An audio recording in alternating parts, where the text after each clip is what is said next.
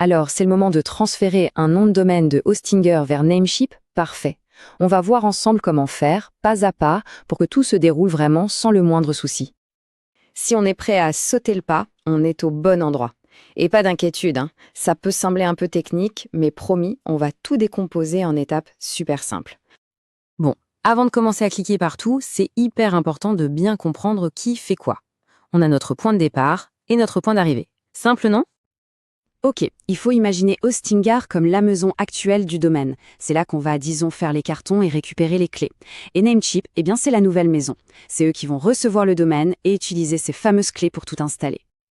Petite checklist rapide avant de démarrer. Il faut s'assurer d'être bien connecté à son compte Hostinger et à son compte Namecheap. Et, bien sûr, avoir en tête le nom de domaine exact qu'on veut transférer. Allez, maintenant que tout est prêt, on plonge dans le vif du sujet. Première mission, direction Hostinger pour préparer notre domaine au grand départ.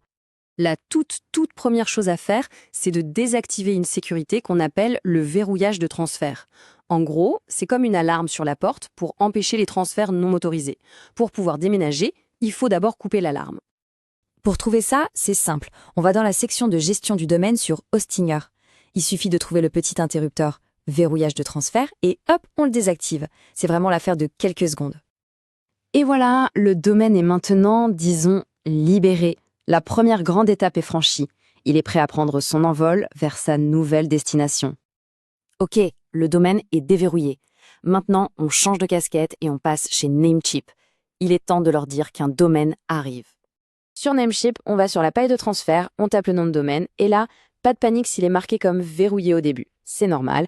On clique sur le bouton pour rafraîchir, et c'est là que Namecheap va voir qu'on a bien fait notre travail de l'autre côté.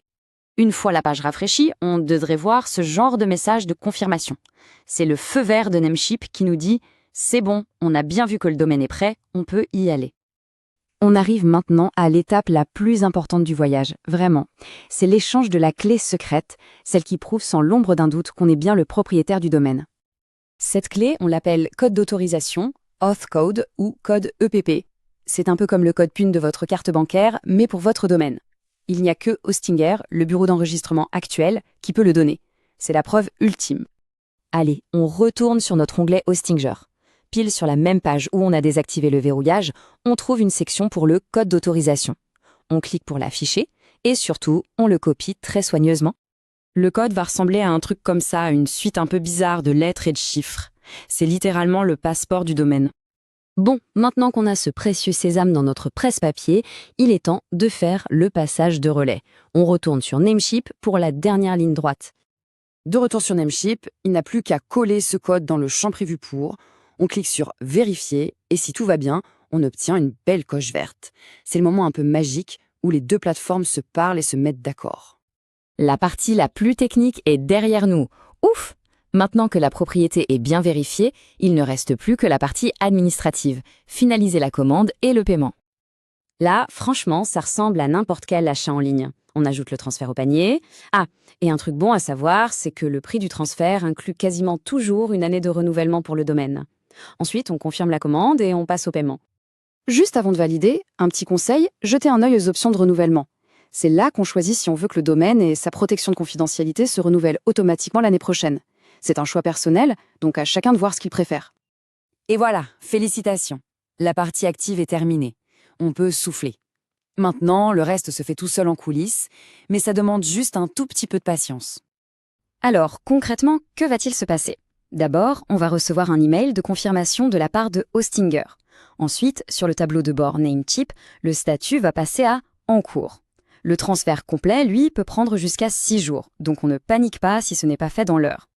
Attention, un dernier point super important. On va recevoir un dernier email de Hostinger qui demande d'approuver ou d'annuler le transfert.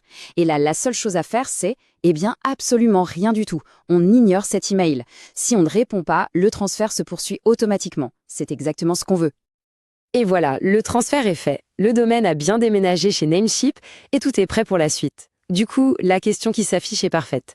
Maintenant que toute la logistique est réglée, quel est le prochain projet à construire ?